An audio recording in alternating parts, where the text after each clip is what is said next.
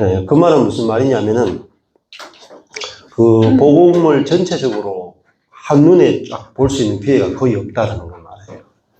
또 다른 말로 하면은, 항상 복음의 그 파편들만 본 거지, 전체 그림을 한 번도 본 적이 없다는 거죠. 그럼 어떻게 되느냐 하면, 복음의 전체적인 그림을 모르면은, 내가 모르는 부분에서 항상 문제가 발생해요. 내 인생에 문제가 발생하고, 그 문제가 해결이 안 돼요. 근데 이제 교회에서는 우리 교회가 완전한 복음을 가지고 있다 이렇게 막 이야기 하잖아요. 근데 그 실제로 내 삶에서는 문제가 해결이 안 됩니다. 그래서 문제도 해결 안 되고 사역도 안 돼요. 그 열매도 풍성하지 않아요. 그래서 내가 그리스도인이지만 그 불신자들하고 이렇게 비교해 봤을 때 내가 얼마나 그 풍성하고 얼마나 그 천국을 누리고 하나님을 누리고 그리스도와 성령을 누리고 형제 자매를 누리고 환경을 누리고 그 내 자신을 누릴 수 있는 그런 삶들이 안 펼쳐집니다. 근데 이제 복음의 전체적인 부분들을 알게 되면 그걸 그 복음을 알게 된 결과로 한마디로 딱 하면은요, 그 샬롬이에요, 샬롬. 평화. 그 평화가 그게 하나님의 나라예요. 그러니까 하나님의 나라는 의와 평강과 희락이다. 그렇죠? 그러면 우리가 하나님 나라가 우리에게 임했다 하는 것이 바로 복음이 우리에게 들려졌다는 거죠. 복음의 핵심이 뭐냐면 하나님의 나라예요. 근데 우리는 이제 복음을 자꾸 죽어서 천당 가는 개념으로 생각한다. 없다는 말이 아니라 그거는 부분이라는 거예요. 내가 죽어서 천당 가는 것은 복음의 부분이지 그게 본질이거나 전체가 될 수 없다. 그걸 단편적으로 예를 들어 볼게요. 여러분은 이 땅에서는 개같이 살다가 죽어서 천당 가면 만족이 돼요? 솔직하게? 아니요. 안 되죠? 네. 안 되는데 교회에서는 그렇게 이야기한다. 그래서 성경에서 말하는 것은요, 죽어서 천당이 아니에요. 살아서 하나님 나라예요. 아멘.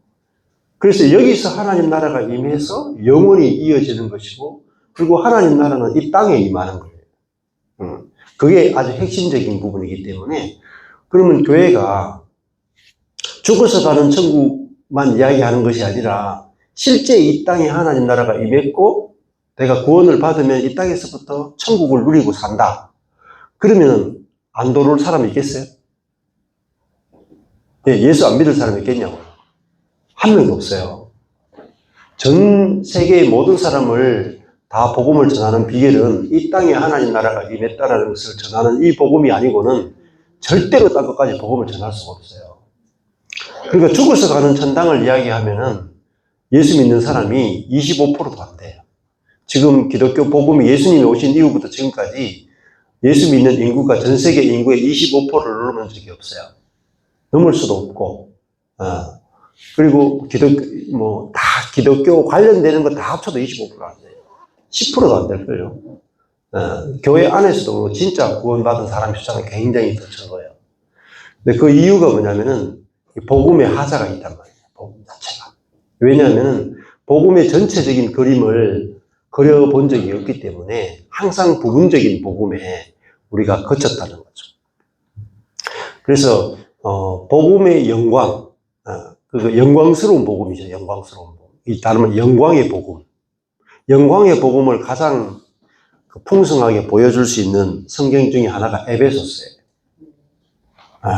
그래서 에베소서만 여러분이 한 곳만 딱 뚫리죠. 성경 전체가 다 뚫려요. 또 에베소서가 안 뚫렸다. 그러면은 성경을 희미한 거예요. 에베소서 6장밖에 안 되지만은 엄청난 깊이와 넓이를 가지고 있고요. 그 영광스러운 복음이란 말은 우리 삶 자체가 영광스럽다는 거예요. 우리 삶만이 영광스러운 게 아니고 우리 존재가 영광스럽다는 거예요. 존재가. 또 교회가 영광스럽다는 거예요. 그러면 예를 들어서 에베소서를 공부를 했어요. 그럼 결론이 있잖아요. 영광스러운 성도가 나타나야 되고 영광스러운 교회가 회복돼야 되고 그죠? 영광스러운 복음이 증거돼야 돼요. 맞죠? 여기서 이제 3박 4일 동안 했는데 영광스러운 성도가 안 나타났다. 그러면 제가 괜히 온 거예요, 괜히. 맞죠? 영광스러운 교회가 안 나타났다. 그러면 시간 낭비한 거예요.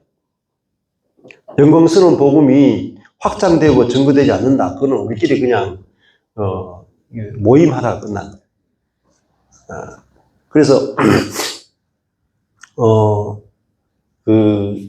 저희들이 이렇게 하나님 말씀을 에베소 1장부터 6장까지 이렇게 현수막으로 이렇게 붙였잖아요. 이 현수막만 한 70만 원 되죠? 65만 원 정확해요, 저 여자가. 애누리가 없어. 항상 정확해야 돼, 글자리가. 저는 대충 그냥 65만 원이면 60만 원 켰다가 70만 원 켰다가 이렇게 하는데 저 여자는 꼭 65만 4,550원 이렇게 딱 끝을 내야 돼. 얼마나 제가 피곤하겠어요, 그냥. 자, 이거 현수막만 한 65만 원 된단 말입니다. 근데 왜 이렇게 뽑느냐? 이거 성경책 가지고 계신 분인데 이거 사신 분들이 140만 원, 150만 원 샀거든요. 성경 한 권에. 네. 근데 왜 이렇게 성경에 목숨을 거느냐면은 네, 말씀 자체가 뭐냐면은 말씀 자체가 하나님 자신이고 말씀 자체가 하나님의 능력이에요. 근데 그리스도인들이 말씀이 하나님의 능력이라는 사실을 알죠? 얼마나 설교 많이 들어요. 아는데 안 믿어져요. 그러니까 하나님의 말씀이 이게 하나님 말씀이잖아요. 근데 실제로 하나님 말씀이라고 지식으로 아는데 안 믿어. 그러니까 성경이 하나님 말씀이라는 것이 안 믿어지니까 우리 인생을 사는데 말씀으로 안 살아요. 뭐로 사느냐면 생각, 나의 지혜, 나의 방법, 나의 자원을 가지고 살아요. 여러분, 내가 여기 호주 시드니 대학교, 시드니 대학교 의대 나오는 거하고 하나님 말씀, 여러분한테 호주 시드니 의대를 1일 만에 나올 수 있는 코스가 있어. 코스웍이 있어. 그거 하고 하나님 말씀이 있어요. 여러분한테 선택하세요. 어느 걸 선택할래요? 다 이거 선택할걸요? 호주 시드니 의대 1일 만에 원데이 코스. 왜? 그게 파워고, 그게 능력이잖아요. 내 삶을 즉시 바꿀 수 있잖아요. 근데 하나님의 말씀의 능력은 안 믿는다니까요. 우리 교회를 수십 년 다녀도 지식으로는 하나님의 말씀이 능력이다. 하나님의 말씀이 하나님의 지혜다. 이렇게 들어도 안 믿어져요. 왜냐하면은 복음에 대해서 정확하게 모르기 때문에. 그래서 딱 인생은 또 쉽게 설명하는 거예요. 말씀이냐 생각이냐. 말씀으로 사느냐 생각으로 사느냐. 근데 대부분 다 생각으로 살아요. 말씀을 많이 읽죠. 묵상하죠. 매일 큐티하죠. 매일 기도하죠. 새벽 기도하죠. 하는데 사는 것은 뭐로 사느냐면 생각으로 살아요. 그러니까 뭐가 나타나냐면은 하나님의 말씀의 능력이 안 나타나요. 그러니까 예수 믿는 게 그렇게 재밌진 않아. 맞죠? 크루즈 타는 게 더 재밌죠? 그냥 모르겠어요. 마카다미안가? 크루즈 가려고 생각하고 있잖아요. 그러니까, 예? 타스메니아? 난 타스마할인가? 무덤에 가는지. 타스메니아, 타스메니아가. 이거 참, 다마스커스인지, 타지마할인지. 타스메니아, 이 말을 많이 안 해가지고. 하나님의 말씀은요, 능력인데, 하나님의 말씀이 능력이라는 것을 왜 경험 못한 줄 아세요? 하나님의 말씀이 능력이라는 걸 경험 못하는 이유는요, 적용하기 때문에 그래요. 적용하기 때문에. 여러분, 하나님 말씀을 적용하는 말씀이 아니에요. 이게 율법적이라고요. 기도하라 하면 여러분이 기도하라 그래서 기도하면 기도의 능력이 안 나타나요. 무슨 말이냐면은 기도하라 하는 그 말씀이요. 말씀이 내게 기도하게 만들어야 기도의 능력이 나타난다고요. 예를 들어 볼까요? 사랑하라 그러죠. 내 이웃을 내 몸처럼 사랑하라. 근데 내가 그 말씀을 듣고 내가 적용하죠. 그래서 그 말씀대로 나는 산다고 내 이웃을 내 몸처럼 사랑하려고 애쓰죠. 그러면 말씀의 능력으로 사는 거예요? 내 능력으로 사는 거예요? 내 능력으로 사는 거예요. 엄청난 중요한데 요거만 듣고 가셔도 돼. 첫 시간만 듣고 가셔도 돼요. 이것만 해도 여러분이 일생에서 가장 중요한 걸 듣는 거예요. 그죠? 내 이웃을 내 몸처럼 사랑하라. 그 말씀을 듣고 내가 적용하면은 내 능력으로 살아요. 근데 하나님 말씀 그게 아니에요. 내 이웃을 내 몸처럼 사랑하라. 그 말씀 자체가 말씀 자체가 능력이에요. 말씀이. 그 말씀이 나로 하여금 내 이웃을 내 몸처럼 사랑하게 만들어주는 능력이라고요. 이게 가장 중요한 거예요. 그래서, 말씀이 곧 능력이고요. 그래서 하나님이 온 우주를 창조할 때 말씀으로 창조하죠. 그렇죠? 그러면 눈에 보이는 모든 것들은 어디서 나왔어요? 말씀에서 나왔죠? 그 말씀이 능력이 있어요? 눈에 보이는 게 능력이 있어요? 말씀이 능력이 있는 거예요. 사람들은 속아. 눈에 보이는 것이, 물질이, 우리의 능력이, 우리의 열심이, 우리의 헌신이, 우리의 봉사가 능력이 있다고 속는다고요. 아니에요. 우리의 헌신이나 우리의 봉사나 우리의 열심이 능력이 있는 게 아니고 하나님의 말씀이 능력이 있는 거예요. 말씀이 빛이 있으라 그러니까 빛이 만들어지고 해와 달과 별이 있으라 그러니까 만들어지죠. 이 말씀이 얼마나 능력이 있어요. 그죠? 눈에 보이는 온 우주를 다 창조해버려요. 그와 같이 그 말씀이 내게 와서 말씀이 곧 하나님이고 말씀이 곧 영이고 말씀이 곧 진리고 그 말씀이 곧 하나님의 능력이라서 그 말씀이 창조한다고요. 창조. 그 말씀이 능력으로서 오게 되면 그 말씀이 우리에게 창조해버린다니까요. 그게 곧 구원이에요. 구원이 뭐냐? 곧 창조예요. 창조가 뭐냐? 곧 말씀이다. 그러니까 말씀이 얼마나 중요하나 모른다고요. 근데 그 말씀 자체가 능력이라는 사실을 알면은 내가 적용하는 삶을 안 살아요. 그냥 말씀 앞에 대면만 하는 거예요, 말씀이. 말씀이 와서 나를 너는 이전 것은 지나갔으니 보라, 너는 새로운 피조물이다. 그럼 그 말씀이 내가 누구인지를 알게 해주는 거예요. 그럼 그 말씀이 곧 내게 새로운 피조물로서의 존재를 경험하게 하고, 사라지게 하고, 누려지게 하는 거예요. 이게 말씀의 세계예요. 그래서 저도 그 말씀을 전하는 목사였지만은 말씀이 무엇인지를 몰랐어요. 근데 하나님께서 저한테 말씀에 대해서 알게 해주고 말씀에 대해서 눈을 뜨게 해주니까 그냥 그때부터는 말씀으로만 살게 돼요. 생각으로 안 살아요. 계획으로 안 살아. 꿈으로 안 살아. 소망으로 안 살아. 그냥 말씀으로 살게 되는 거예요. 근데 말씀으로 살게 되면요, 말씀 자체가 하나님의 능력이기 때문에 하나님의 능력이 삶 속에서 계속 경험돼요. 계속 경험돼요. 끝없이 경험돼요. 하나님의 말씀이 하나님의 능력이기 때문에 삶 속에서 매일매일 하나님의 능력이 경험돼요. 신비한 일들이 경험되는 거예요.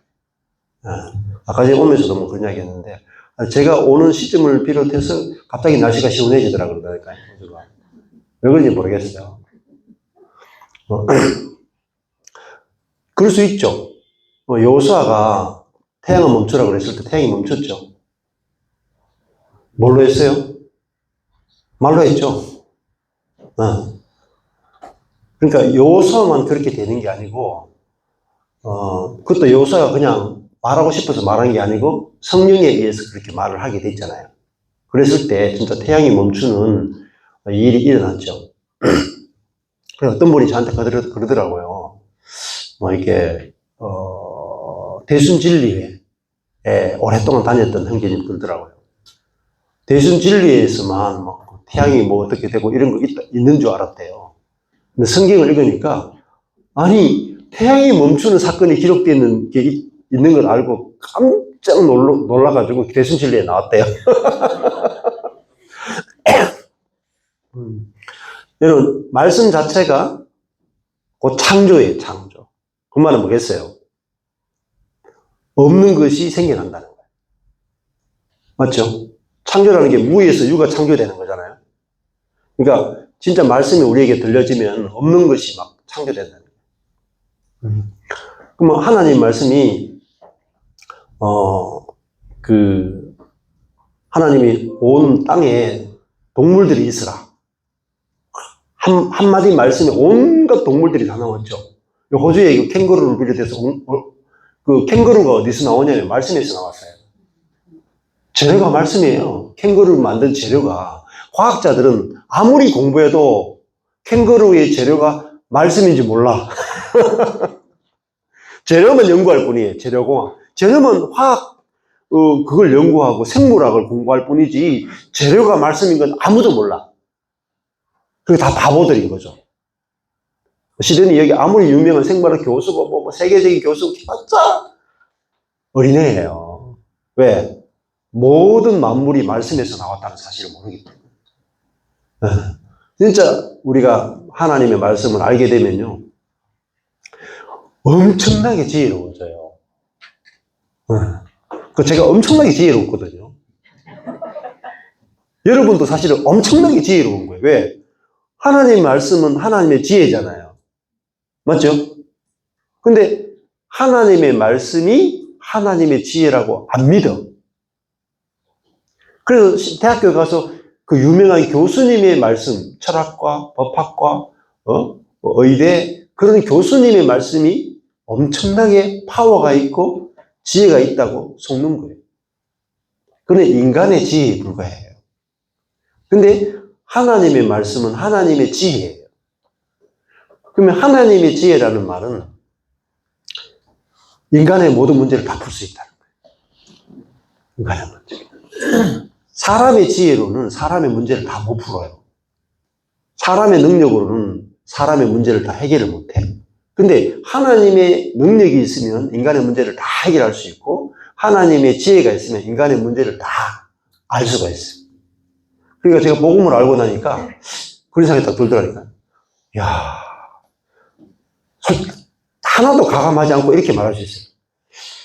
내가 전 우주에서 가장 지혜로운 사람이네. 정상이에요, 비정상이에요? 정상이에요, 여러분. 이게 정상적인 그리스도인이란 말이에요. 안 그래요? 우리 속에 성령이 와 계시죠? 성령이 하나님의 지혜죠? 근데 내가 성령이, 하나님의 지혜이신 성령이 내 안에 와 계신다. 내가 우주에서 가장 지혜롭죠. 못 풀 문제가 없는 거예요. 해결을 못할 문제가 없는 거야. 아니, 이렇게 좋은 복음을 모르는 게 뭐냐면, 슬피 울며 이를 갈미 있으리라. 안 그렇겠어요? 네. 여기서 이번 집회 때 여러분이 이 집회가 끝나고 나면은, 여러분이 이제 그 부동산이 10,000% 폭등할 수 있는 지역을 제가 말씀드릴게요. 만약에 이렇게 이야기했단 말입니다. 근데 끝났는데 제가 이야기 안 해주고 가버려. 그럼 여러분 슬피 울며 이를 갈미 있단 말입니다. 마찬가지겠죠. 근데 하나님의 말씀이 어느 정도의 능력이 있고 어느 정도의 지혜가 있는지를 아는 순간에 여러분은요, 딴 거 못해요. 하나님의 말씀에 올인하게 돼요. 올인하게 되고. 말씀 하나에 다 들어있어요. 제가 이거, 올 때 이거 딱 하나 들고 왔거든요, 이거. 에베소서. 제가 했던 거. 사실 이거 없어도 괜찮아요. 예수만만 있어도 돼. 근데, 중요한 것은요, 실제를 사는 거예요, 실제를. 말씀의 실제. 그러니까 내 능력을 하나도 없어도 괜찮아요. 여러분이 능력 있잖아요? 개미 같은 능력이 있어도 괜찮아. 뭐, 대학교 못 나와도 괜찮아. 학벌이 전혀 없어도 괜찮아. 타고날 때부터 IQ가 나빠도 괜찮아. 집안이 나빠도 괜찮아요. 아무 상관없어요. 중요한 것은, 어서오세요. 예. 중요한 것은 하나님의 말씀을 아느냐. 진짜 하나님의 말씀이 지혜이고 능력인 것을 아느냐. 이거죠. 자,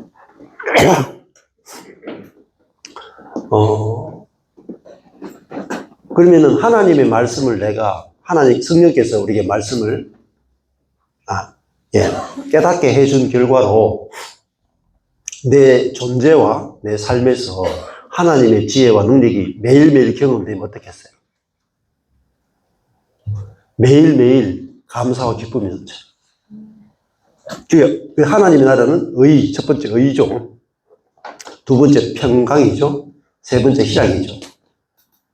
그러니까 하나님의 평강이 뭐냐면은 하나님이 우리를 다스린 의락하는 게 뭐냐면 의는 다른 한마디로 하면요. 하나님의 통치. 하나님의 나라는 의와 평강과 희락이다. 그럴 때 의락한 게 뭐냐면 하나님이 나를 직접 다스려 주심이에요. 직접 다스려 주심. 그러니까 진짜 내 아빠가 되어 주심. 그걸 의라 그래요. 의. 하나님의 의. 그러니까 의라는 단어가 한마디로 하면 이거예요.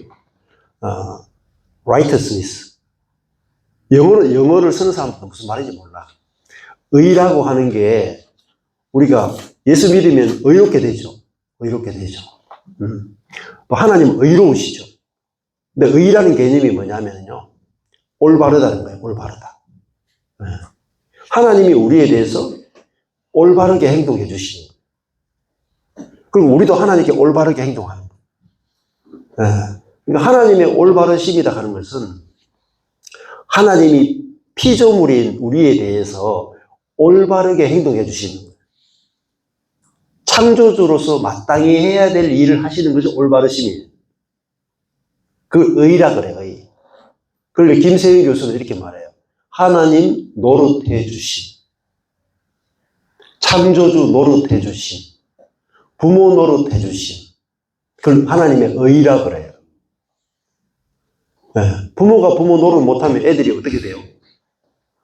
거지처럼 살죠. 여기도 딱 들어오자마자 보니까, 여기 딱 주차장에 딱 들어오자마자 딱 보니까 이게 노숙자가 사는 흔적이 있대요.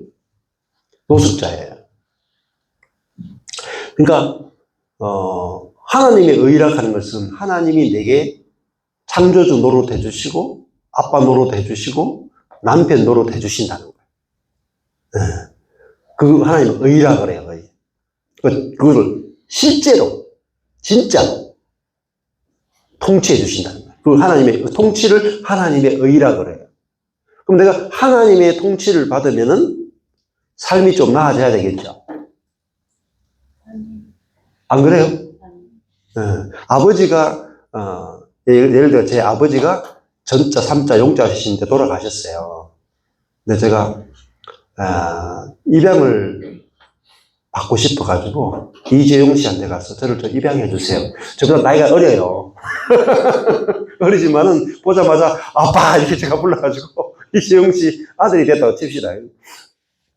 아들이 되면은 이재용 씨가 저한테 아빠 노릇 해주겠죠? 실제로. 가짜 말고, 진짜 아빠 노릇. 그걸 의라 그래요, 의. 진짜 아빠 노릇 하면 어떻게 될까요? 이재용 씨가 진짜 아빠의 실력을 저한테 보여주면 어떻게 될까요? 여러분이 저를 못 봐요. 마찬가지겠죠? 하나님이 진짜 여러분에게 아빠 노릇 해주시는 순간에요. 여러분은 완전히 다른 차원을 사는 거예요. 다른 세계에 들어오는 거예요. 다른 세계. 그게 뭐냐면은 올드 에이지, 옛 세계에서 뉴 에이지, 새 세계로 들어오는 거예요. 뉴 에이지를 믿으셔야 돼요. 뉴 에이지. 우리가 진짜 뉴 에이지라니까요. 이게 뭐냐? 구약 시대에서 신약 시대로, 사단의 나라에서 하나님의 나라로, 고아의 세계에서 자녀의 세계로. 완전히 세계가 바뀌는 걸 말해요.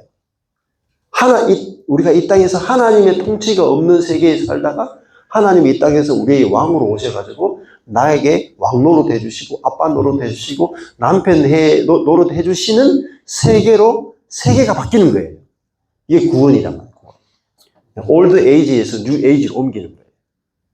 근데 이게 구원인 줄 몰라. 죽어 천당 가는 것만 구원인 줄 알아. 그러니까요. 죽어서 천당 가니까 하나님의 능력을 경험 못하죠. 안 그래요? 죽었으면 하나님 능력 경험하지. 이 땅에서 하나님 능력 경험 못하죠. 하나님의 지혜도 경험 못하죠. 그게 무슨 놈의 구원이에요. 진짜 여러분이 구원에 대해서 눈이 뜨이셔야 돼요. 진짜. 그러니까 이 에베소서는요, 영광스러운 복음에 대해서 이야기합니다. 그리고 다른 말 하면 하나님의 영광에 대해서, 그리스도의 영광에 대해서, 성령의 영광에 대해서, 교회의 영광에 대해서, 성도의 영광에 대해서 이야기합니다. 그러면요, 복음을 딱 아는 순간에 우리는 하나님의 능력의 세계를 살게 된다. 그걸 하나님의 의가 뭐냐면은 하나님의 능력이에요. 하나님의 통치라는 거예요. 하나님의 통치가 뭐예요? 하나님의 능력의 통치고 하나님의 지혜의 통치고 하나님의 사랑의 통치죠. 그러면 하나님이 나를 직접 다스리면 내 존재 자체를 다스리는 거예요. 내 존재 자체를 다스리니까 내게서 하나님의 지혜가 나타나고 하나님의 능력이 나타나죠. 그러면 그게 나타났을 때 뭐가 이루어져요? 샬롬, 평화, 의가 통치라 그랬죠? 그러면 샬롬, 하나님의 통치가 이루어진 결과로 뭐가 이루어지냐면 샬롬이에요. 샬롬은 뭐냐면 환경과 평화해버리는 거예요. 하나님이 나를 다스려서 뭘 다스려요? 환경을 다스립니다. 내가 하나님의 통로죠. 내가 그리스도와 함께 하늘의 보좌에 앉은 자죠. 함께, 에베소서 보면 함께가 엄청 중요하고 그리스도 안에서라는 단어가 어마어마하게 많이 나와요. 우리가 그리스도와 함께 죽었고, 함께 부활했고, 함께 하늘에 안침바 되었다. 하늘에 안침바 되었다가 뭐냐면 그리스도와 함께 다스린다는 거예요. 뭘 다스려요? 환경을 다스린다. 그러면 그리스도인과 교회는 만물 위에 있는 거예요. 만물 위에. 환경 위에 있다고요. 환경의 지배를 받는 게 아니라 저절로 환경이 나한테 복종하고 싶다고 미쳐요. 만물이 하나님의 아들이 나타나기를 고대한다고 그랬죠? 로마서에 보면은 온 만물이 하나님의 아들들이 나타나기를 고대하고 그 하나님의 아들에게 복종하기를 원해요. 왜 복종하기를 원하냐면 그 하나님의 아들은 만물을 위해서 죽을 수 있는 마음을 가진 존재가 됐기 때문에 그래요. 만물을 사랑하는 존재가 됐기 때문에 그 만물을 사랑해주는 그 존재에 만물이 다 복종한다. 그것이 하나님의 나라. 그것이 샬롬이에요, 샬롬. 샬롬이 뭐죠? 사랑의 통치라는 사랑이. 긍휼과 사랑의 통치. 그러면 긍휼과 사랑이 통치하게 되면은 다스려지지 않는 영역이 하나도 없어요. 그렇죠? 그 자매분들이 이제 그 남편에게 통치를 받기 원하시죠? 안 그래요? 통치를 받기 원하지 않는다는 말은 남편이 사랑으로 통치하는 게 아니라 권위로, 힘으로, 자기 뜻대로, 자기 꼴리는 대로 통치하기 때문에 자매들이 나는 남편에게 통치를 받고 싶다 이런 생각이 안 들고 내가 저 인간을 어떻게 밟을까 이런 생각을 그래서 그게 사랑의 통치가 아니거든. 그러니까 어떻게 하면 남편의 통치로부터 벗어날 수 있을 것인가. 늘 해방을 꿈꾸며 자유를 꿈꾸며 살아간다. 근데 진짜 예수 그리스도가 우리를 통치하신 것은 사랑으로, 긍휼로, 은혜로 우리를 통치해 주죠. 그러니까 우리는 여러분 예수님께는 영원히 통치받고 싶죠. 남편에게는 가능하면 빨리 벗어나고 싶죠. 그게 왜 그러냐면 통치가 올드 에이지에서 뉴 에이지로 못 넘어온 거예요. 올드 에이지는 옛 세계는 율법으로 다스리고 위에서 군림하는 거예요. 그러나 뉴 에이지 예수 그리스도가 오심으로 말미암아 성령이 오심으로 말미암아 우리는 새 시대에 들어온 거예요. 새로운 시대에서는 성령으로 다스린단 말입니다. 사랑으로, 복종으로 다스리는 시대가 왔기 때문에 이게 그러면 그 통치 때문에 뭐가 이루어지냐? 샬롬이 이루어지는 거예요. 샬롬. 그러니까 내가 어떤 남자를 만나느냐에 따라서 행복해지느냐 불행해지느냐가 아니에요. 아무 남자를 만나도 되고요. 아무 여자를 만나도 돼. 그 사람이 새로운 피조물이냐 아니냐의 문제지. 어느 대학 나오는지도 중요하지 않고 아무것도 안 중요해. 그냥 내가 그리스도 안에 새로운 피조물이면 아무 여자하고 결혼해도 행복해. 아무 남자하고 결혼해도 행복해요. 진짜로. 내 안에서 의의가 나오고 내 안에서 생명이 나오고 능력이 나오고 지혜가 나오죠. 그러니까 내 밖에 있는 사람도 환경이잖아요. 그죠? 내 밖에 있는 사람도 환경이고 주변에 있는 물질도 환경이고 모든 게 다 환경이야. 근데 내 안에 예수가 나를 통해서 나타나면요. 내 주변의 사람도 다스리고요. 환경도 다 다스려요. 누구하고 결혼해도 행복해. 그게 뭐죠? 하나님의 나라예요. 행복하겠죠? 그렇다니까요. 그게 복음을 알고 나니까 제가 모든 여자하고 다 살겠더라고요. 여러분 똑같아요. 진짜예요. 여러분 진짜 예수님이 어떤 여자하고 못 살겠어요? 예수님이? 창녀하고도 살 수도 있고, 그렇죠? 귀신 들린 여자하고도 살 수도 있고. 왜? 말씀으로 상대방을 창조해 버린다니까요. 말씀으로. 자기 사랑으로. 그죠? 긍휼로.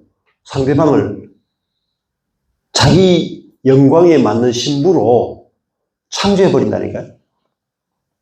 네. 그게 말씀의 능력이라니까. 그러니까 우리는 상대방을 창조할 능력이 없기 때문에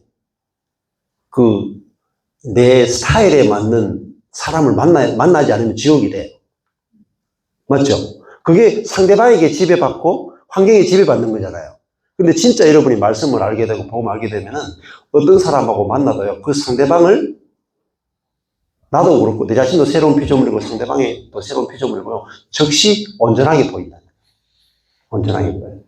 그 저희 모임에서도 보면은 부부가 막 지옥 같은 삶을 살다가 어느 날 보니까 상대방이 너무나 온전하게 보이는 거예요. 그러니까 완전히 그냥 이혼을 못해서 억지로 살던 그 상대방이었는데, 너무 예뻐 보이는 거죠. 고칠 게 없게 보인다. 그게 뭐냐면은, 그게 능력이에요. 원수가 뭐로 보이냐면, 원수가 아름답게 보이는 거예요.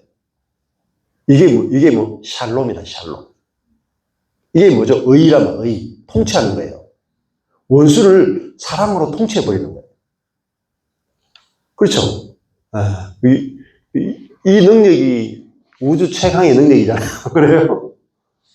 상대방을 온전하게 볼 수 있는 능력. 그래서 실제로 상대방이 온전하게 바뀌어버려요. 이게 뭐죠? 이게 목회라는 거예요. 목회. 이게 가정생활이다. 이것이 직장생활이에요. 너무 재밌다니까요. 그래서 여러분에게 복음이 딱 들리는 순간에 하나님이 창조의 하나님이죠. 없는 것, 무에서 유를 창조하죠. 그죠? 우리를 옛 피조물에서 새 피조물로 그리스도 안에서 새롭게 창조하죠. 그러면 그게 하나님의 통치의 능력이잖아요. 그러면 그 성령께서 나를 통해서 역사하게 되면은 우리도 있잖아요. 성령의 눈으로 사람을 보게 되고 성령의 말로 사람에게 말을 하게 돼요. 그랬을 때 그 마음과 그 말을 통해서 역사가 일어납니다. 그래서 저도 제 경산에 있는 교회를 보면서요. 15년 동안 우리 교회가 진짜 온전하네. 고칠 게 하나도 없네. 우리 성도들 봐도 너무 온전해. 고칠 게 하나도 없어. 손댈 게 없어. 그렇게 15년을 보낸 거예요. 그랬더니 그 교회가 창조가 되는 거예요. 그 교회가 나타나는 거예요. 그 점점 교회가 그 말씀대로 이루어져 가는 걸 이렇게 보거든요. 근데 지금 교회가 잘 부흥이, 올해 들어와서 급격하게 부흥이 되고 있어요. 근데 부흥되고 있는 것은 아무것도 안 해요. 그래서, 그런 말씀의 세계가, 너무너무 중요하고, 그래서 하나님의 말씀이, 하나님은 없는 것을 있는 것 같이 부르시죠. 없는 것을 있는 것 같이. 이게 하나님의 능력이에요. 그러니까, 이게 죽음에서 부활이잖아요. 그러면은, 아무것도 없어도 괜찮아요. 하나님에게 재료가 필요 없어요. 말씀만 있으면 돼요. 그죠? 아무것도 없는데 해와 달과 별이 있으라 그러니까 말씀을 재료로 해서 해와 달과 별이 만들어졌죠. 마찬가지로 저도 이제 교회가 망하고 130명이 있던 성도가 다 떠나가고 성도가 다 제로로 된 거지. 거의 다 제로가 된 거지. 다 떠나버려. 근데 괜찮아요. 왜? 하나님의 세계는 무에서 유를 창조하는 세계이기 때문에. 그러니까, 하나님께서, 아브라함에게 이렇게 말하잖아요. 네 아들이 바닷가의 모래알처럼 하늘에 있는 별처럼 많아지게 될 것이다. 그때가 언제예요? 아브라함에게 아들이 하나도 없을 때. 무였을 때.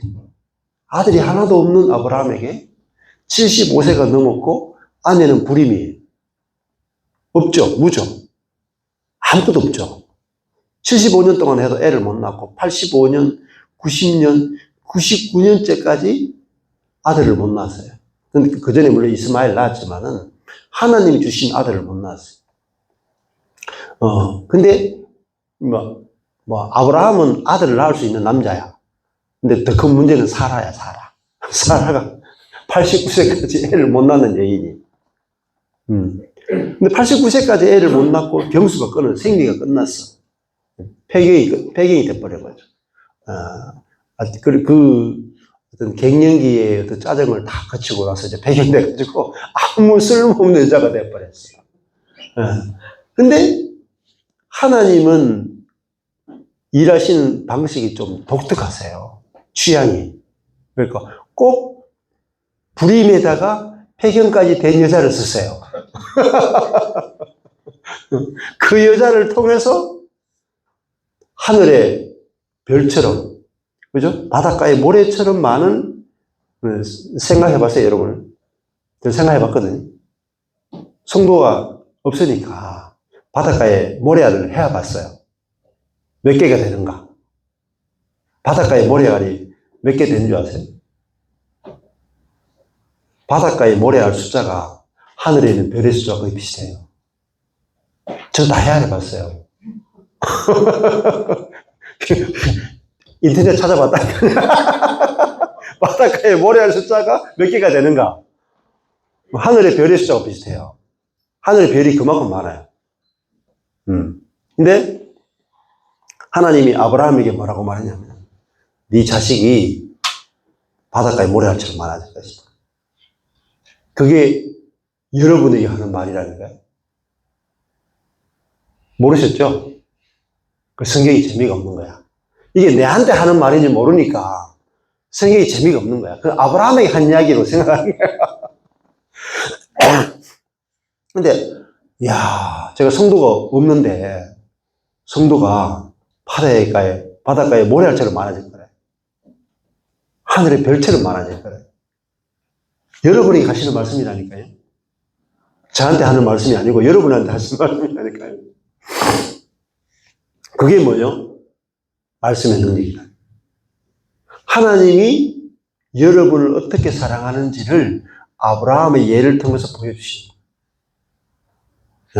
그러니까, 내가 12년 빡세게 30살에 개척해가지고 한 42살까지 12년을 개척해가지고 130년 모았는데, 부르니까 다 나가더라니까요. 근데, 그까지 130개 모래알 바람에 불어 흩어지면 어때? 천지에 널린 게 모래 아닙니까? 안 그래요? 근데 저는 그걸 모르고, 야, 그 130개 모래알 흩어졌다고 막 좌절하고 절망하고 막 이랬다니까요. 응? 그렇죠? 뭐 돈 좀 잃었다고 뭐 절망하지 마세요. 그 130원밖에 안 돼. 130억이 아니라 130원밖에 안 되거든요.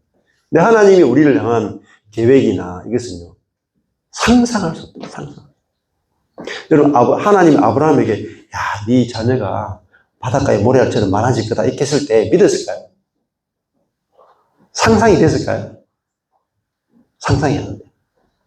그냥 아들 하나만 줬으면 되겠습니다. 아들 하나 주는 정도의 하나님으로 생각합니다. 그 아들 하나도 안 주는 하나님으로 생각할 거예요. 진짜 인색하기 이루 말할 데 없는 하나님. 짠돌이 중에 짠돌이, 짠돌이 하나님. 여러분 머릿속에, 우리의 머릿속에 있는 하나님은요, 왕짠돌이 하나님. 인색하기 이루 말할 데 없는 하나님. 여러분 아니다고 생각하죠? 말씀의 세계에 여러분 돌아보셔야 돼요. 돌아보면요, 우리가 하나님에 대해서 얼마나 크게 오해를 하고 있는지. 상상할 수 없을 정도로 하나님에 대해서 잘못 생각하고 있는 거예요. 왜? 사탄이 우리의 생각을 왜곡시켜놨기 때문에. 사탄이 우리의 생각을 지배하기 때문에. 하나님에 대해서 알 수가 없는 거야. 네. 그러니까 저도 여기 이제 이번에도 이렇게 시드니에 와서 이렇게 가족들이 다 이렇게 지내잖아요. 이거는 이제 우리가 살아왔던 삶의 여정으로 보면요, 불가능한 이야기. 네. 왜냐면요, 제가 15년 동안, 한 게 없어. 그냥 놀았어요. 저희 교회에 이제 꼭 탐방을 해보셨는데, 한 목사님 와보셨잖아요. 진짜 아무것도 안 하죠? 성도 관리도 안 해요. 헌금 관리도 안 해. 헌금 관리 안 한다. 성도 관리 안 한다. 신방도 안 해요. 새벽 기도도 없어. 수요 예배도 없어. 아무것도 없어요. 아무것도 없어. 그냥 주일날 한번 말씀 전하고 점심 먹고 나눔하고 끝. 교회 신경도 안 써. 아무도 교회 신경 안 써요. 교회가 될까요? 된다니까요. 지금 아마 전 지구에서 우리 교회 같은 교회가 없을 거예요. 왜? 아무도 신경 안 써. 근데 어떻게 되느냐? 하나님이 신경 쓰시잖아. 이게 뭐죠? 절대적인 하나님의 주권이에요. 하나님의 절대적인 열심으로 100% 하나님의 은혜로 되는 세계입니다. 저는 여기 와 있으면 매일 기적이에요. 매일. 네. 그러니까 돈 관리 전혀 안 하죠. 교회 관리 전혀 안 하죠. 아무것도 안 하는데 여기 와서 아이고 어제도 너무 맛있는 거 얻어먹고 매일매일 아침마다 우리 연정이가 저렇게 아주 그냥 뷔페를 이렇게 차려줘가지고 매일 아침마다 맛있는 거 먹고. 그러니까 해외도 그냥 지금은 마음대로 다니잖아요. 마음대로. 너무 오라 그러는데 일정을 못 빼. 어떻게 이렇게 되죠? 정상적인 거죠. 여러분이 진짜 하나님의 말씀을 알게 되고 하나님과 예수님과 그리스도를 알게 되면 여러분이 아브라함이고 아브라함이 여러분이야. 하나님이 아브라함을 축복할 때 아브라함이 그냥 가족의 아버지였어요. 가족의 아버지. 원래 아브라함은 가족의 아버지도 못 돼. 아들이 없으니까. 맞죠? 근데 아브라함이 자기는 뭐예요? 나는 아들 하나 있으면 좋겠다 하면 우리 가족의 아버지가 됐으면 좋겠다 얘기잖아요. 하나님은 야, 네 가족의 아버지가 문제가 아니고 너는 열국의 아비야. 열방의 아비야. 모든 나라의 아비가 될 거야. 사이즈가 말이 안 되죠. 사이즈가. 네가 아들 하나가 아니고 바닷가의 모든 아들이 네 아들이 될 것이고 하늘에 있는 모든 별이 네 자손처럼 많아질 거야. 그렇게 됐어요? 안 됐어요? 됐죠? 왜? 하나님의 말씀이기 때문에, 하나님의 약속이기 때문에, 하나님 말씀이기 때문에, 하나님의 열심히 아브라함을 모든 민족의 아버지, 믿음의 아버지가 되게 한 거예요. 그분이 바로 아브라함의 하나님이 곧 나의 하나님이다. 나의 하나님. 이게 말씀인 세계. 그래서 이게 딱 알아진 거예요. 아브라함의 하나님, 이삭의 하나님, 야곱의 하나님이 나의 하나님이구나. 그러면은 그게 무슨 말인지 아세요? 아브라함이 장자권을 이삭에게 주죠. 이삭이 장자권을 요셉에게 주고 유다에게 주잖아요. 야곱은 12명에게 다 줘. 근데 그 아브라함에게 이삭에게, 이삭이 야곱에게, 야곱이 12아들에게, 12아들이 12지파에게 이어졌던 그 축복이 12사도에게 이어져요. 그죠? 그 12사도에게 우리죠. 우리가 아브라함의 자녀란 말입니다. 아브라함이 내 아빠예요. 여러분의 아빠라고. 근데 아브라함이 받았던 그 축복이, 그 은혜가, 약속이 우리에게 온 거예요. 그러니까 우리가 찐 이스라엘이라니까요. 그러니까 유대인들 보면서 불쌍하게 생각해야 돼요. 그는 다 이스마엘의 후손들이 이스마엘의 육적인 이스라엘이란 말입니다. 정통 이스라엘 사람들이 알고 나면 피눈물 흘리더라고요. 그들은 육적으로 이스마엘의 후손이지 진짜 이삭의 후손이 아니잖아요.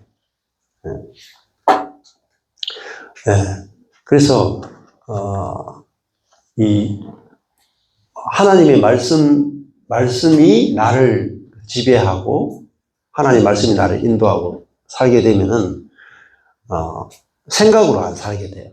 생각으로 사는 것과 말씀으로 사는 세계가 완전히 갈라진다. 그래서 이 말씀이 이렇게 전파되잖아요. 그럼 사람들이 막 살아나요. 청년들이 막 살아나고 정말 절망 가운데 있는 사람들이 막 살아나요. 그럼 얼마나 재밌다고요. 말씀을 전하는 결과로 막 죽었던 인생들이 살아나고 막 이혼 직전에 있던 사람들이 막 인고 부부로 바뀌어가지고 닭살 막 돋고 이런 거 보면은 얼마나 재밌다고요. 얼마나. 그래서 가는 곳마다 그런데 사람들이 가정이 회복되어지고 부모 자녀의 관계가 회복되어지고 그런 걸 볼 때마다 너무너무 즐겁거든요. 즐겁고. 그래서 이번에 이제 이 기회에 여기 계신 분들이 에베소서 전체를 통해서 하나님의 말씀이 얼마나 놀라운가 그걸 한번 경험하는 기회들이 다 될 거라고 생각이 듭니다. 그리고 저 인생이 바뀐 게 딱 하나밖에 없어요. 말씀 하나로 완전히 올드 에이지에서 뉴 에이지로 바뀌었거든요. 그 다음부터는 이제 진짜 부족함이 없어요. 부족함이 없고 인생에 문제도 없어요. 문제가 없다니까요. 여러분 문제 있어요? 말은 안 해도 문제가 가지고 있는 문제가 있을 수 있어요. 우리 여기 김용훈 집사님하고 이렇게 나라 자매님하고 오는데 뭐라고 말하냐면 주변 사람들한테 미안하대. 왜? 지들은 문제가 없으니까.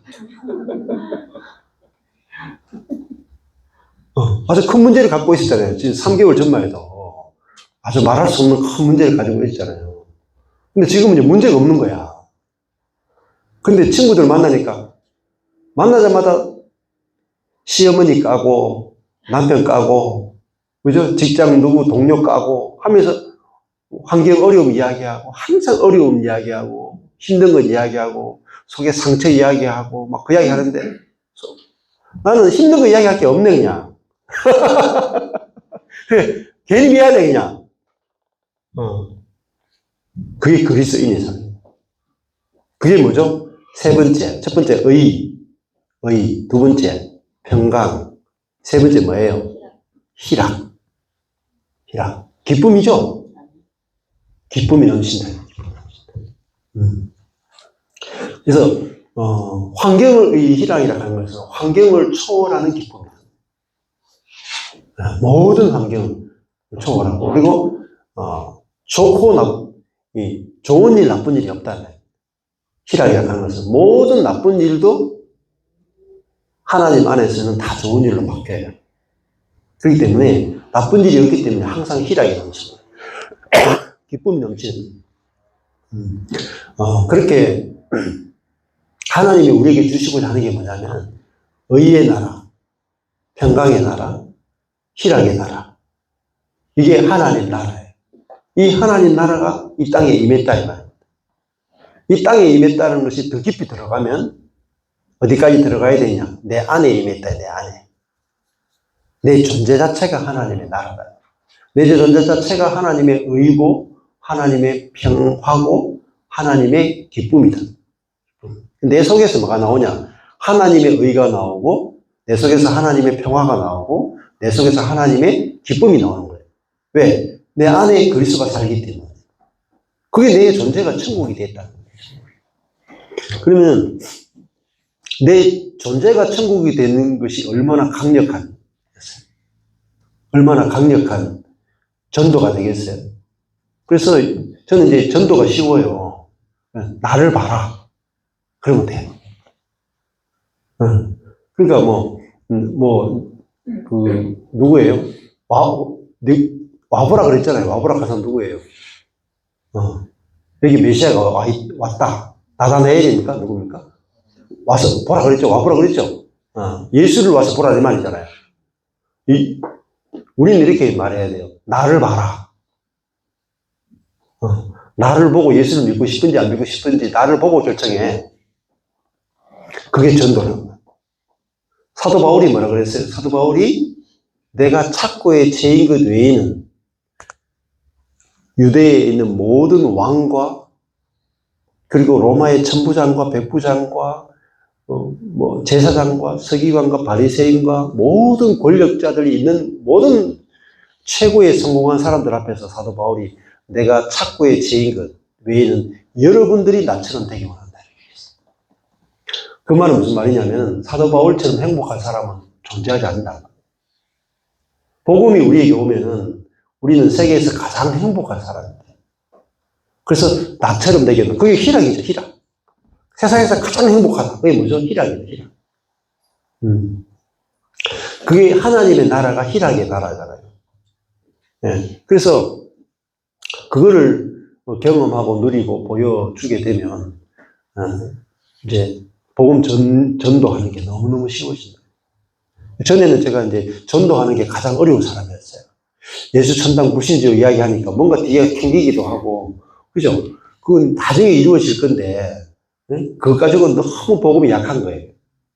그래서 전도하는데도 항상 좀 뭔가 쉽지 않았어요. 근데 지금은 복음 전하는 게 너무 쉬워요. 예수 믿으면은 의와 평강과 희락을 누리게 된다. 가정의 모든 문제가 해결되고, 관계의 모든 문제가 해결되고, 내 안에 있는 내면적인 모든 문제가 다 해결된다. 안 믿을 이유가 있나? 안 믿으면 바보죠, 바보. 그렇잖아요? 그렇게 이제 전하게 되는 거죠. 그래서, 저희 교회도 이제 보면은, 지금 왔는지 3개월, 4개월, 5개월밖에 안 됐는데요. 삶이 완전히 달라졌더래요. 존재가 달라졌기 때문에. 그래도 이번에 한 분이 이제, 간증을 이렇게 왔는데, 한 3달 넘었나?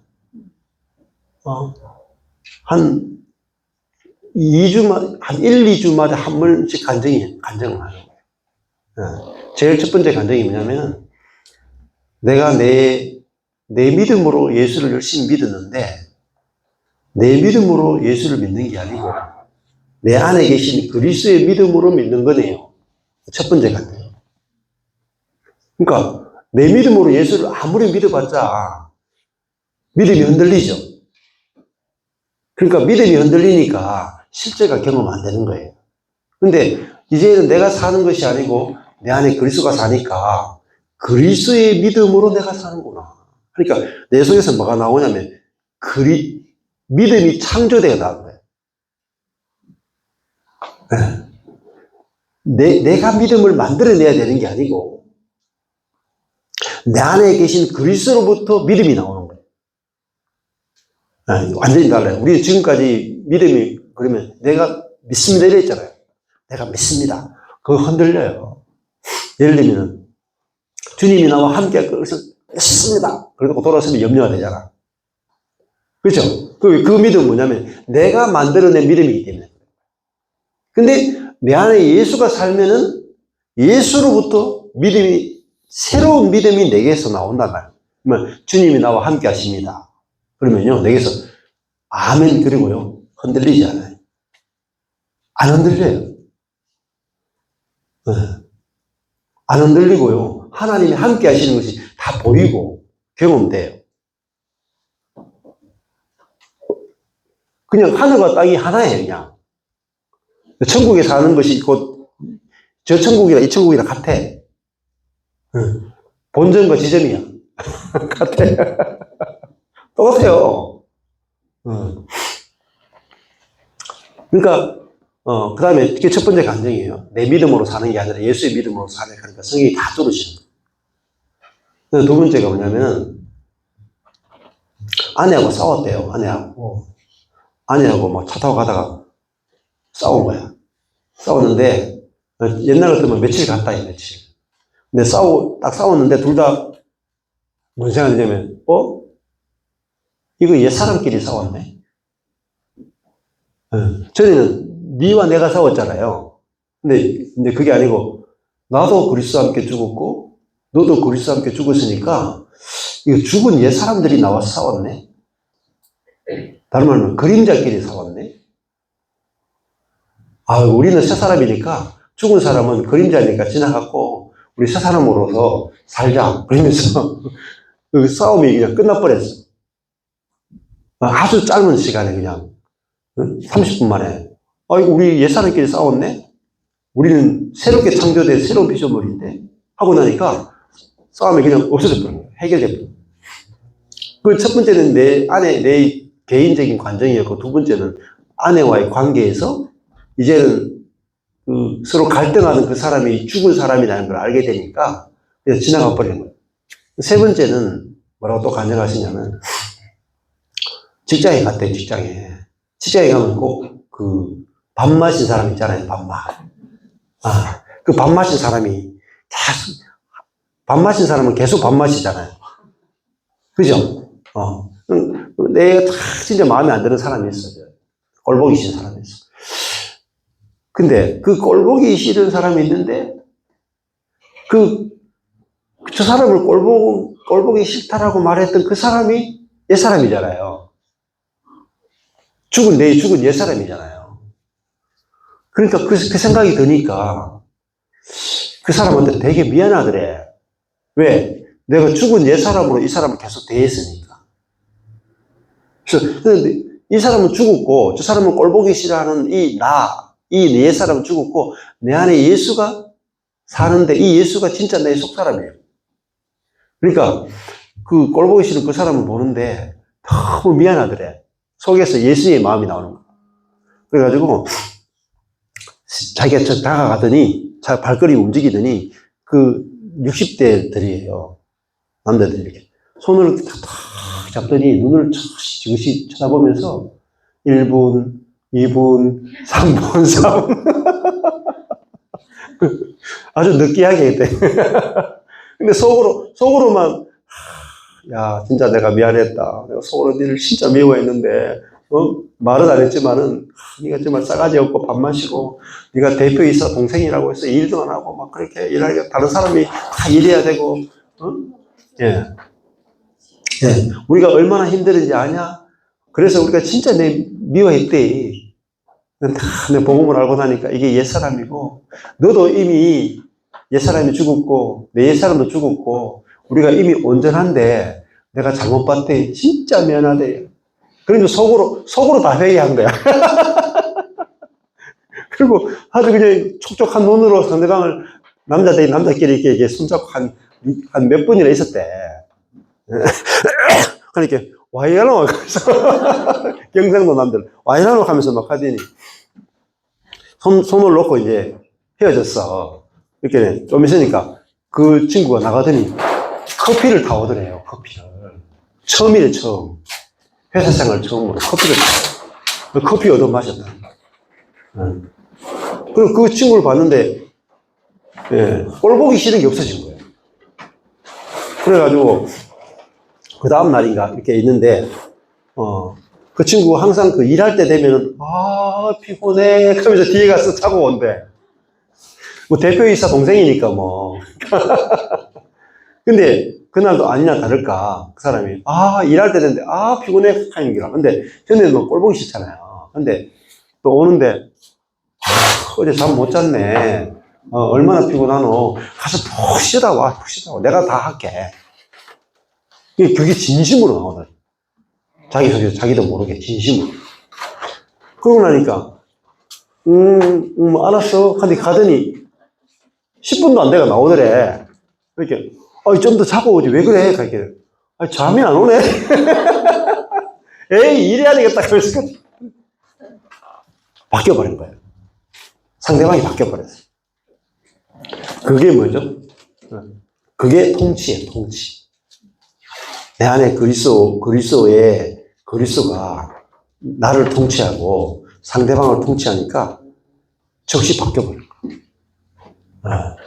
이게 뭐죠? 전도라. 그래가지고, 그분이 뭐라고 말하냐면, 전에 회사 가도 자기가 예수 믿는 거 다 한대. 다 하는데, 좀 전도에 대해 조금 자신이 없었대. 근데 지금은 뭐라고 말하냐면, 이제 전도에 자신이 생긴다. 누구를 붙들든지 다 전도하고 싶대. 왜? 예수 믿으면 나처럼, 나처럼 이렇게 행복해진다. 원수도 친구로 변하고, 아내와의 부부싸움도 막, 금방금방 끝나고, 내 안에서도 믿음이 나오고, 이렇게 행복한데 예수 안 믿을 이유가 뭐 있어요? 그러니까 지금은, 내가 그 회사에 있는 사람들 다 전도해야 되거든. 왜? 너무 좋으니까. 너무 좋으니까. 다 전도하고 싶은 거죠. 그래서, 이게 세 가지 감정이 있잖아요. 첫 번째, 내 안에서 예수의 믿음이 나오고, 아내의 관계에서 옛사람은 죽었으니까 싸울 때마다 옛사람은 죽은 거야 하고 빨리 그냥 버려버릴 수 있는 능력. 그리고 불신자를 봐더라도 이미 그리스도께서 저 사람도 옛사람도 죽였고 내 옛사람도 죽였기 때문에 우리는 새로운 피조물이야. 이렇게 볼 수 있는 능력. 그리고 실제로 그 관계가 회복돼가지고 회사 생활이 어떻게 했어요? 회사 생활은 스트레스 있겠어요? 스트레스 없는 거예요. 회사 가는 게 즐거워. 가정에서도 즐거워. 안 그래요? 내 마음에서도 천국이고, 가정도 천국이고, 회사 가도 천국이라. 너무너무 즐겁죠? 그게 천국이라. 그래서, 여러분 회사 생활 스트레스 있다 하는 건 뭐냐면, 내가 살기 때문에. 회사가 나빠서 그런 게 아니. 그래서 우리, 이번에도 첫 번째 딸내미 왔는데, 대학교 4학년이거든요. 근데 이제 인턴을 4개월 했어요, 인턴. 4개월 했는데, 처음에 가더니, 아빠 회사 좀 힘드네요. 하고 회사 생활 이런 거예요. 하고 막 가더니, 일주일 딱 지나고 나니까, 너무 즐거워요. 너무 행복해요. 막 그러면서, 사람들이 너무너무 잘해줘요. 완전히 회사에서 인사가 된 거야, 인사. 자기 스스로 관종이래. 관심 받기를 좋아하는 종자라. 회사에서 막 다니면서 막 노는데, 요번에 이제 자기는 이제 복학을 해야 되잖아요. 근데 회사에서는 좀 더 하라고 막 붙잡는데, 여기 놀러 와야 된다는 사실을 이야기를 못하고, 제가 복학을 해야 돼가지고요. 그리고 이게 겨울 방학 때 제가 이제 이렇게 토익이나 이런 걸 시험 쳐야 되기 때문에, 회사를 이제 인턴 그만하고 가야 될 것 같아요.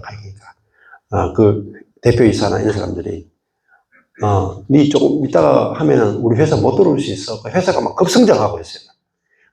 화장품 광고 대행 회사인데, 막 매출이 막 급속도로 커지고 있잖아요. 막 이렇게 커지는 회사인데, 자기가, 여기 오기 바로 전에 퇴사를 했거든요. 근데 인턴이 자기 앞에 한 두세 명의 인턴이 이제 인턴 끝내고 나갔는데 그 환송식을 별로 안 해줬대요, 그렇게. 근데 자기가 나간다 그러니까 다들 환송식 해주겠다고 해가지고 갔는데 전부 다 손편지를 다 쓴 거야.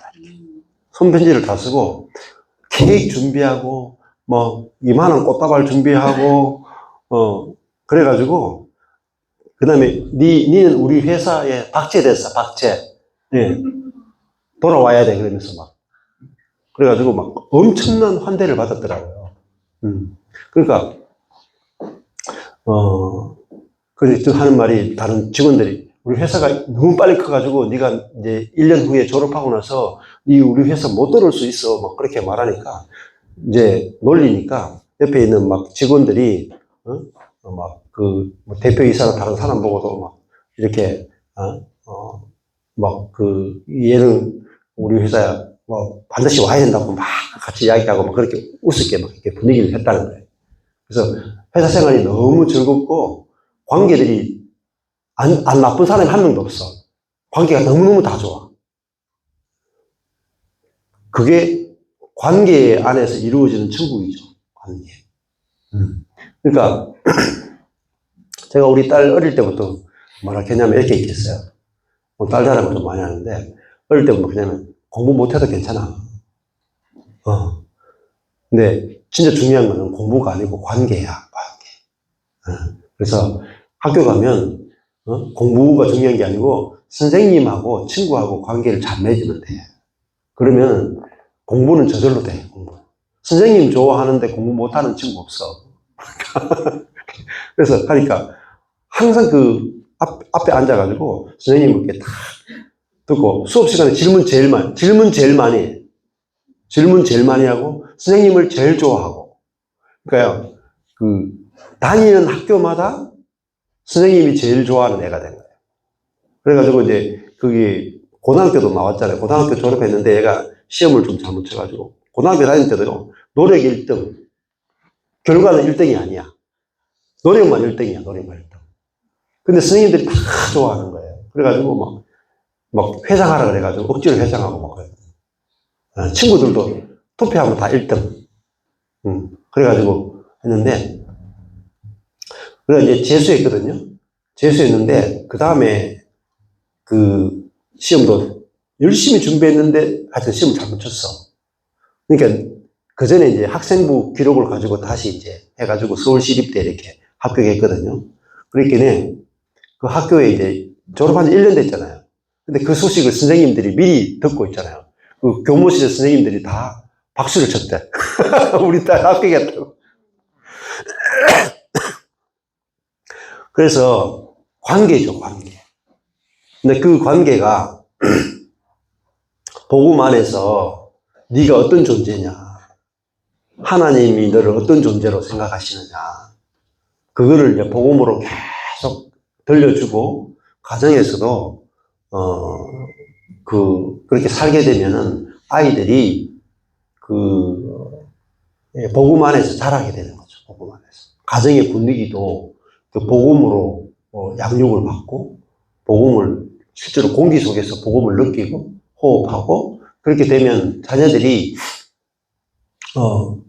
그 예수 생명으로 가는 곳마다 다스리게 돼요.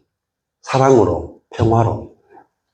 그러니까 뭐 사람들이 좋아할 수밖에 없죠. 아까 전에 그 우리 교회 그분도 그 원수를 친구로 바꿀 수 있는 그 능력이 있으니까 앞으로 일을 하는데 얼마나 일이 잘 되겠어요.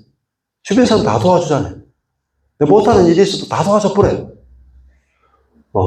그러니까 회사 생활도 쉽고 그래서 이제 취업도 이제 걱정 안 해요.